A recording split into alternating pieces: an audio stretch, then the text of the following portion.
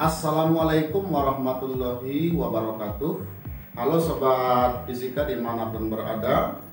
Kita hari ini kembali melakukan pembelajaran mata pelajaran fisika pada tingkatan kelas 11 SMA dengan saya tentunya Mr. Kenzu.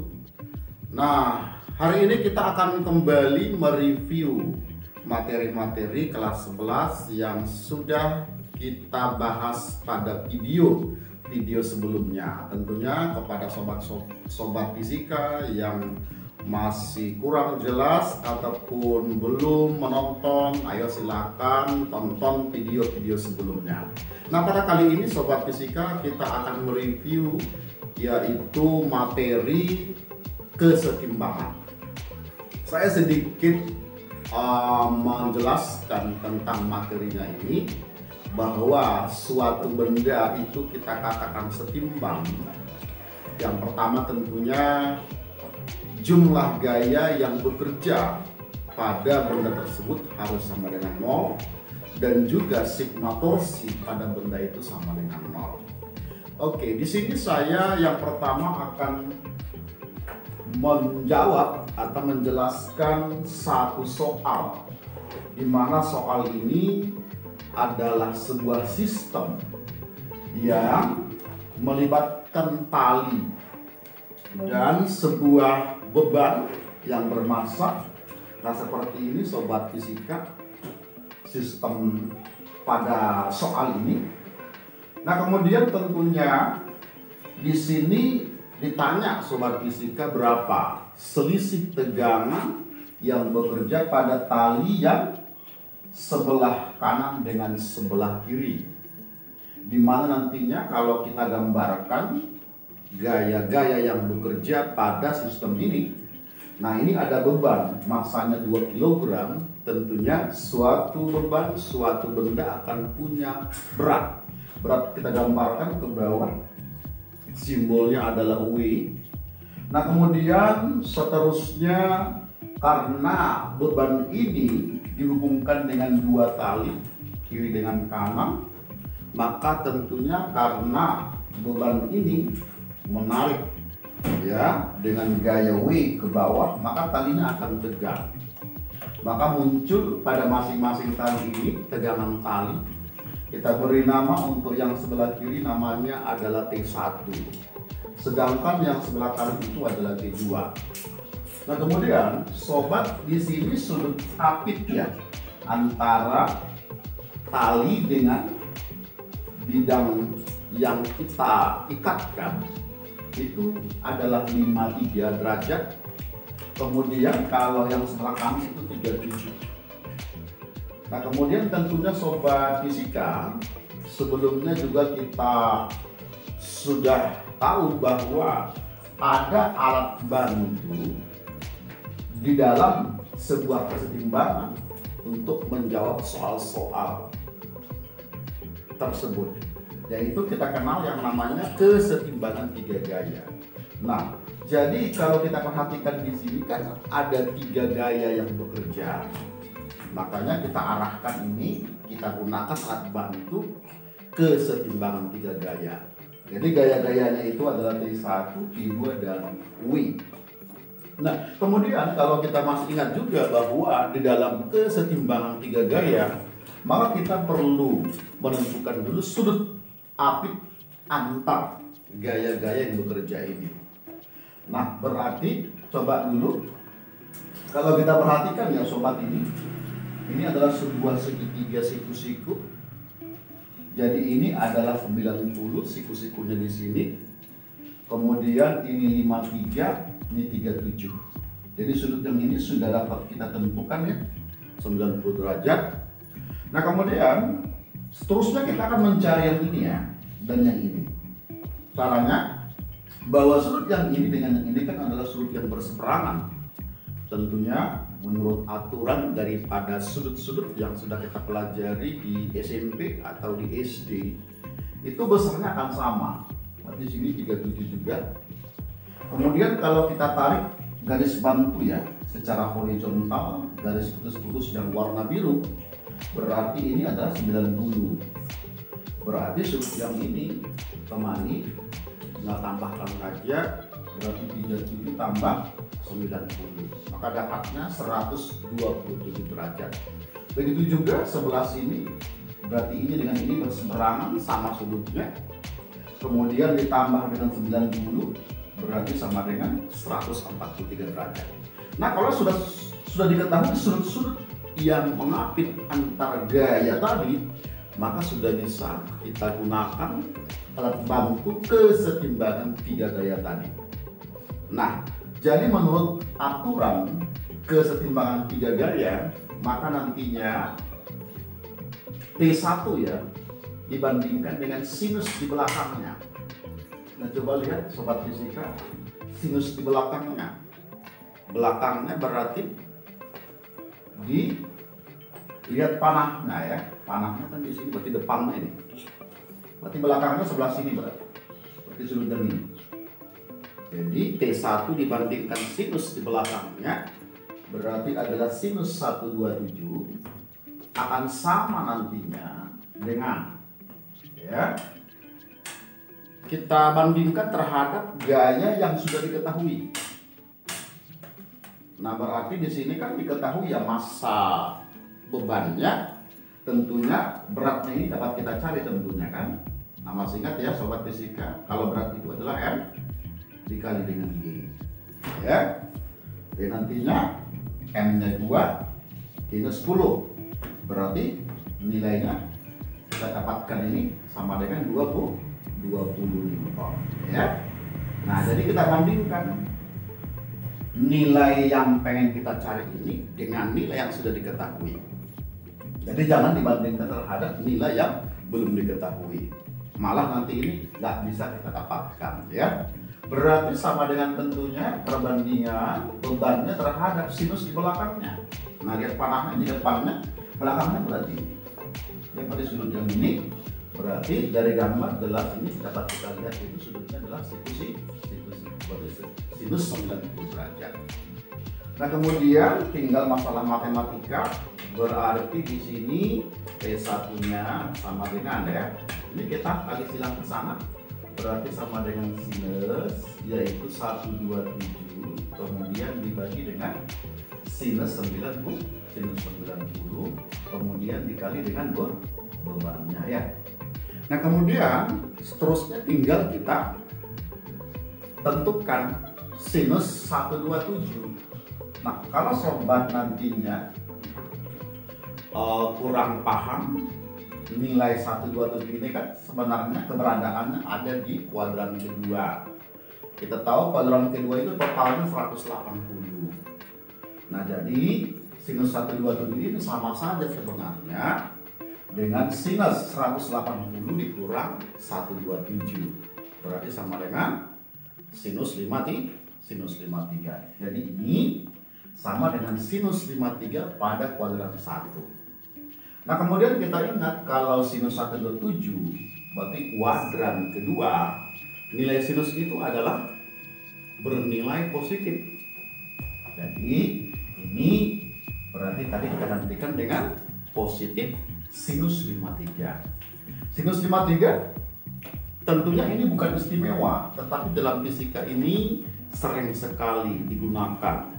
Satu lagi sinus 37 nantinya. Jadi sudut 53 dan 37 ini sering digunakan. Nah, coba dulu saya informasikan ya di sini kalau nantinya kalian menghadapi ya soal-soal yang menggunakan sudut ini.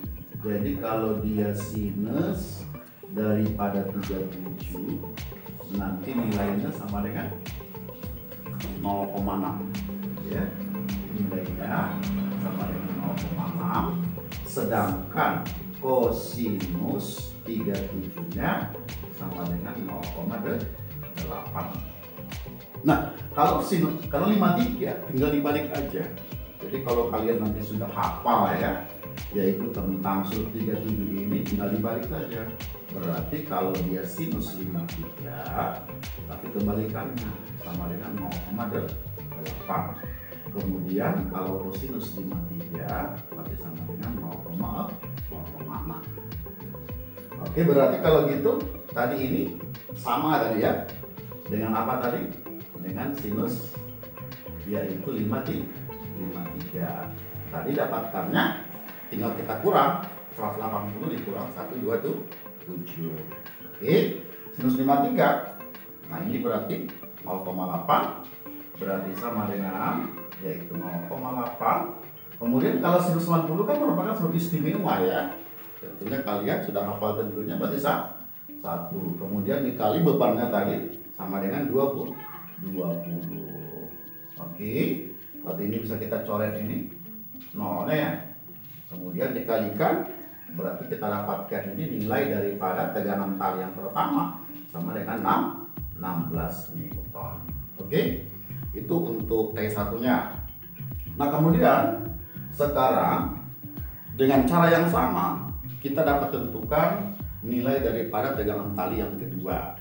Nah, berarti kalau gitu caranya T2 kemudian dibagi dengan sinus di belakang gaya T2 ini. Berarti sinus berapa sobat? Nah, berarti di depannya tanahnya, belakangnya di sini ya. Itu sama dengan sinus 143 sama dengan kita bandingkan tetap terhadap bebannya yang sudah diketahui. Kemudian ini dibagi dengan sinus 90. Nah, kemudian berarti ini T2-nya seperti di atas tadi sama dengan sinus 143 dibagi dengan sinus 90. Kemudian dikali dengan bebannya. 143 berarti caranya tadi tetap kuadran kedua ya. Karena kuadran kedua totalnya 180. Berarti tinggal dikurangi saja. Berarti sama dengan berarti sinus 37 ya. Jadi ini sama dengan sinus 37. Sinus 37 tadi sama dengan 0,6 ya. Ini 0,6 kemudian dibagi dengan 1 dikali dengan 20. Berarti nolnya coret. Nah, berarti nantinya di sini kita dapatkan nilai daripada T2-nya sama dengan 12 Newton. Nah, tadi yang ditanya di soal adalah selisihnya, ya. Berarti T1 dikurang T2 atau yang besar kurang kecil. Maka tentunya nilai daripada T1 dikurang dengan T2 sama dengan 16 dikurang dengan 12 sama dengan 4. Begitu sobat fisika ya, gampang ya. Oke, nah kemudian supaya kalian juga bisa berlatih di rumah, nah di sini saya tampilkan juga soal yang mirip ya, yang tipenya sama. Nah ini dia, ada sistem, ada beban masanya 20. Kemudian di sini dihubungkan dengan 2 tali, talinya tegang, muncul tegangan tali A dan B. Nah di sini pertanyaannya bukan selisihnya, saya mau tanyakan berapa masing-masing nilai tegangan tali A dan tegangan tali B. Oke, nanti dicoba. Oke, baik sobat fisika, kita lihat soal berikutnya. Ini ada sebuah sistem, sebuah batang yang kita kaitkan dengan sebuah engsel di dinding. Nah, kemudian di ujungnya digantung dengan beban, beratnya adalah 2000 Newton. Nah, kemudian supaya tentunya batangnya dalam keadaan seimbang, maka di sini ada tali ya yang diikatkan ke dinding juga di bagian atasnya. Nah, karena sebelah kanan ada gaya yang menarik ke bawah, maka tentunya sebagai reaksinya maka nanti talinya akan tegang, muncul tegangan tali sebesar T. Nah, kemudian di sini kemiringan daripada tali terhadap batangnya itu 53 derajat. Nah, kemudian seterusnya pertanyaannya, coba tentukan nilai daripada tegangan tali yang bekerja pada batang ini agar setimbang. Jadi tentukan nilai tegangan tali pada sistem ini supaya sistemnya dalam keadaan setimbang. Nah, tentunya kita akan cari nilai T ini menggunakan salah satu syarat kesetimbangan. Nah, di mana di sini kita gunakan syarat kesetimbangannya adalah sigma. Ya, sigma yaitu torsi ya. Sigma torsi pada batang ini nantinya supaya setimbang berarti harus sama dengan 0. Oke. Nah, kemudian kita tentunya masih ingat ya, yang namanya torsi berarti itu adalah perkalian ya. Jadi saya mereview sedikit bahwa torsi ini adalah perkalian antara gaya yang bekerja terhadap jarak gaya itu terhadap sumbu putarnya. Nah, kemudian di mana nantinya kita ingat di sini bahwa gaya dengan jaraknya itu harus selalu tegak lurus. Nantinya bisa gayanya yang kita tegak luruskan dengan jaraknya atau jaraknya yang tegak lurus terhadap gayanya. Nah, kemudian tentunya kalau menentukan yaitu torsi, kita harus tahu dulu yaitu di mana sumbu putarnya. Karena tadi kan R itu adalah jarak dari gaya dengan sumbu putar. Bagaimana nanti kita bisa menentukan R-nya kalau sumbunya belum tahu. Nah, di sini kita ambil sumbunya itu di A. Jadi ini kita gunakan sigma torsi pada batang ini dengan sumbu di A sama dengan 0. Nah, kemudian satu lagi yang harus kita ingat juga bahwa torsi itu kan vektor ya. Maka nanti arahnya ada 2, bisa bertanda positif atau torsinya kita jumlahkan kalau searah ya. Jadi kalau searah nanti putarannya atau rotasinya dengan arah jarum jam berarti torsinya bertanda positif. Kemudian akan bertanda negatif kalau dia berlawanan arah. Jadi lain arah dengan arah jarum jam. Oke. Nah, kemudian tentunya tadi sudah kita tetapkan sumbunya itu putarnya di A. Nah, kemudian selanjutnya langkah selanjutnya kita lihat dulu gaya-gaya yang bekerja ya. Nah, yang pertama tentunya ada tadi gaya berat beban.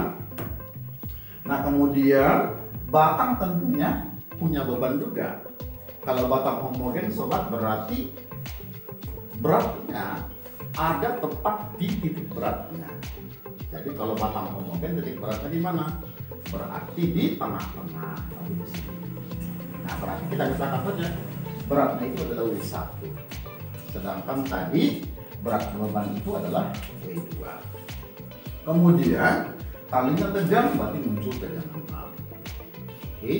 Nah, kemudian sekarang tadi kita lihat dulu tadi bahwa gaya harus tegak lurus dengan R. Berarti coba kita lihat dulu untuk yang W1.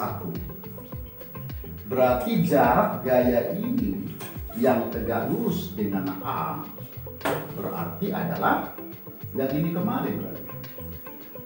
Karena ini adalah tegak lurus siku-siku. Jadi jarak W1 terhadap A yang tegak lurus itu adalah X. Oke. Nah, kemudian X ini kita cari menggunakan Pitagoras. Nah, coba lihat sobat fisika. Berarti ini dan ini membentuk segitiga siku-siku. Siku-sikunya berarti yang ini sobat. Nah, ini siku-sikunya ini. Ini yang pengen mau kita cari X-nya.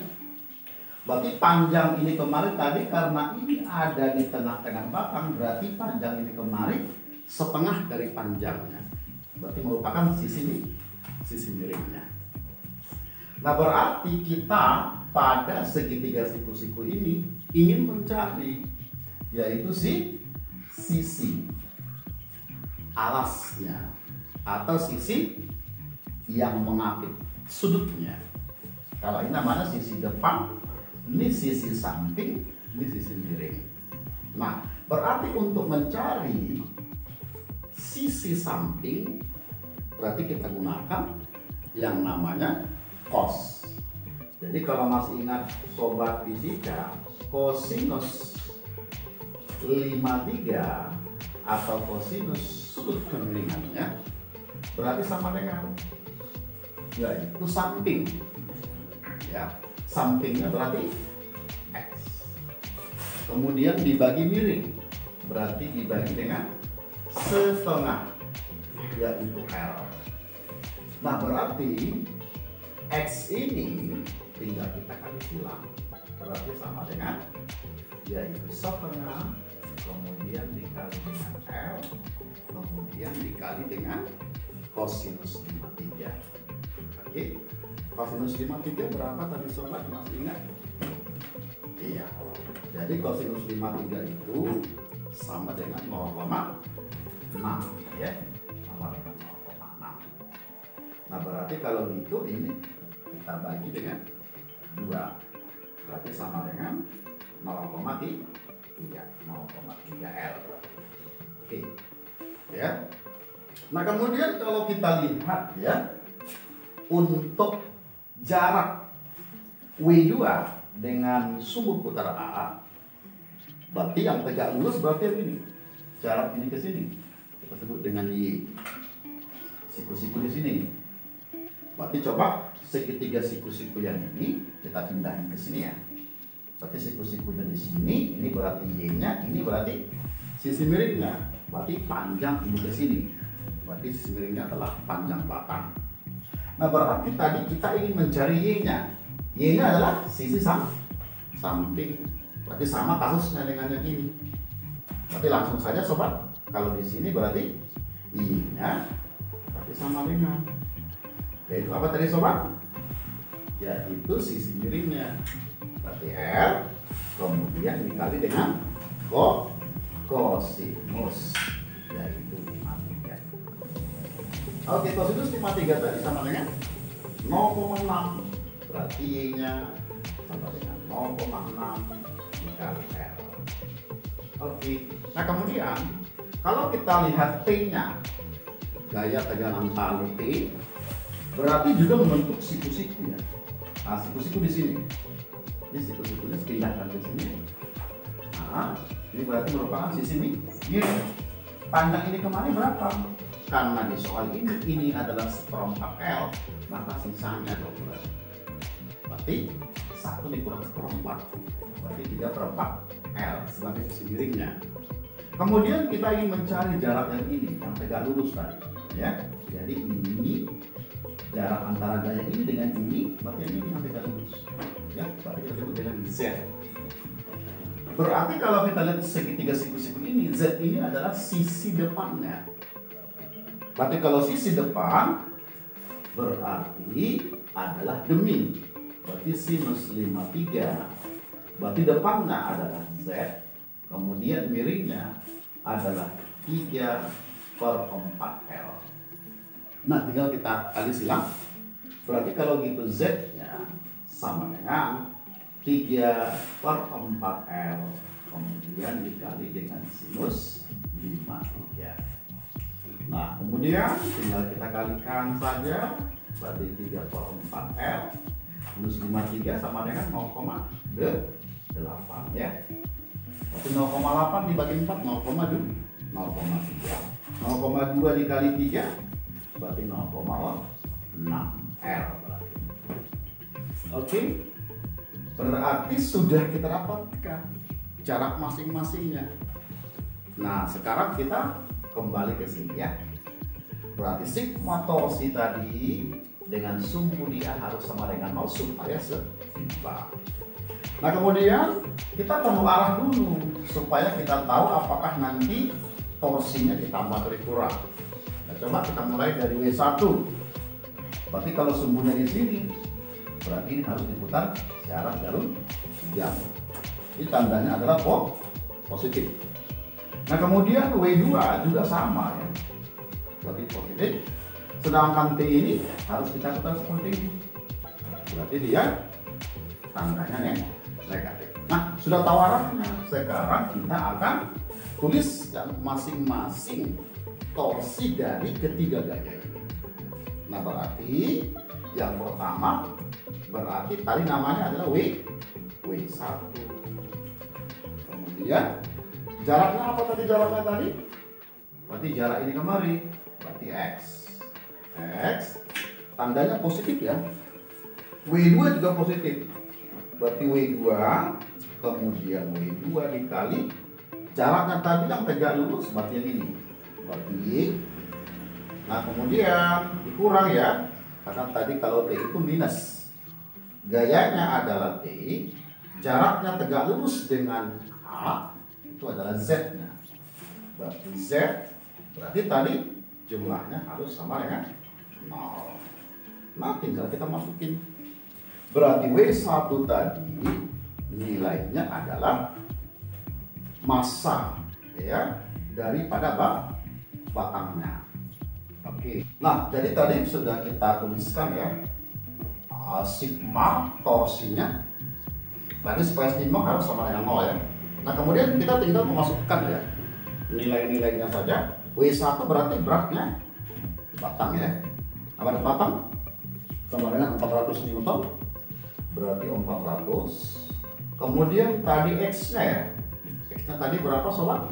0,3 R ya. Oke. Kemudian W2 tadi 2000. Kemudian dikali dengan Y. Y-nya berarti sama dengan 0,6 R. Nah, kemudian ini bisa kita pindahkan ya ke sebelah kanan menjadi positif. Tadi sama dengan T yang kita cari.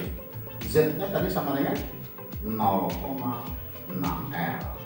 Nah, karena semua suku ini mengandung L, maka boleh kita bagi dengan L semua, coret ya. Oke. Nah, kemudian pada masing-masing suku ada faktor 0,3. Jadi bisa dulu masing-masing suku juga kita bagi dengan 0,3. Berarti 0,3 berarti 1. Kemudian 0,6 dibagi 0,3 berarti 2. Nah, kemudian dibagi dengan 0,3 berarti 2. Nah, kemudian selanjutnya masih bisa juga masing-masing kita bagi 2 lagi. Oke, habis. Sini berarti tinggal 1. Kemudian sini dibagi 2 dong. Supaya adil ya. Berarti sama dengan 200. Oke. Berarti di sini 200 kemudian kita ditambah dengan 2000 kemudian sama dengan yaitu T. Oke. Nah, kemudian T-nya tinggal kita jumlahin saja. Berarti kalau gitu tegangan talinya berarti sama dengan 2200 Newton. Gimana sobat? Mudah kan? Nah, berarti ya untuk latihan kalian saya sudah siapkan tipe yang sama. Nah, ini ada sebuah sistem melibatkan sebuah batang homogen, tapi batangnya nggak bermassa ya. Jadi nanti di sini nggak ada W1-nya ya. Oke. Jadi yang ada hanya berat bebannya yang digantung di bijinya, kemudian ada tali surutnya adalah 37. Nah, pertanyaannya berapa tegangan talinya supaya seimbang? Ya, oke sobat fisika, itu dulu pembelajaran kita pada hari ini. Mudah-mudahan tentunya bermanfaat. Terus berlatih, jangan lupa untuk mengulang di mana saja pun berada. Oke, saya Mr. Kenju. Terima kasih atas partisipasinya. Tentunya jangan lupa untuk subscribe, like, share, dan komen. Wassalamualaikum warahmatullahi wabarakatuh.